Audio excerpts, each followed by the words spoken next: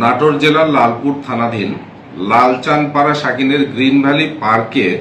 গত ৮/৫/২০২৬ তারিখে কথিত টিকটকার জনৈক সাধু নামে একজন ব্যক্তি টিকটক বন্ধু মিলন মেলা ২০২৬ ব্যানারে একটা সাংস্কৃতিক অনুষ্ঠানের আয়োজন করে। উক্ত সাংস্কৃতিক অনুষ্ঠানে দেশের বিভিন্ন প্রান্ত থেকে প্রায় ১০০ থেকে ১২০ জন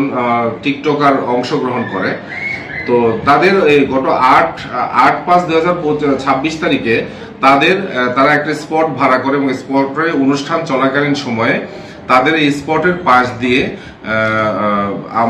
রূপপুর পারমাণবিক কেন্দ্রে কর্মরত ২ জন বিদেশি নাগরিক স্পটের পাশ দিয়ে যাওয়ার সময়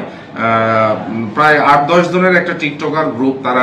তাদেরকে পথ রোধ করে বিভিন্ন ধরনের অশালীন কথাবার্তা এবং অশালীন আচরণ করে এবং তাকে একটা হেনস্থার শিকার করে।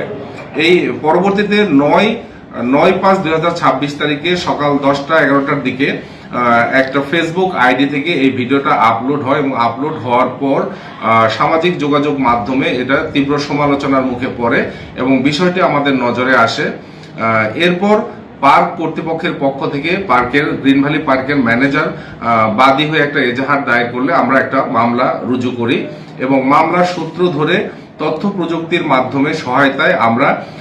যারা এই কন্টেন্ট ক্রিয়েটর যারা ছিলেন তাদেরকে খোঁজ খবর নেই এবং অনুসন্ধান করে তথ্য প্রযুক্তির মাধ্যমে আমরা কিছু যারা ওখানে ভিডিওতে উপস্থিত ছিলেন তাদেরকে শনাক্ত করি এবং তাদের মধ্য থেকে ২ জনকে আমরা পুলিশ হেফাজতে গ্রহণ করি। তার মধ্যে একজন যার আইডি থেকে ভিডিওটি আপলোড হয় তাকে আমরা পুলিশ স্কটের মাধ্যমে অপরাধে জড়িত থাকার কারণে তাকে আমরা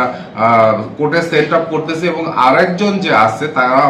সে আমাদের হেফাজতে আছে এবং তার ব্যাপারে আরো বিস্তারিত খোঁজ খবর নেওয়ার বিষয় আছে। আসলে আমাদের উদ্দেশ্য হলো যে এই ঘটনাকে কেন্দ্র করে নিরপরাধ যেন কেউ এর সাথে জড়িত না হয়, সেই লক্ষ্যে আমরা আমাদের আরেকজন যে আমাদের হেফাজতে আছে তাদের ব্যাপারে বিস্তারিত খোঁজ খবর নিচ্ছি এবং যাকে আমরা আমিনুল ইসলাম যাকে আমরা বিজ্ঞ আদালতে সোপর্দ করতেছি তাকে আমরা রিমান্ডের আবেদন দিব এবং তাকে জিজ্ঞাসাবাদের সাপেক্ষে পরবর্তীতে এই ঘটনার সাথে প্রকৃতপক্ষে আরো যারা জড়িত ছিল তাদের ব্যাপারে আমরা রিমান্ডে জিজ্ঞাসাবাদ করে আরো তথ্য উদ্ঘাটনের জন্য চেষ্টায় আছি।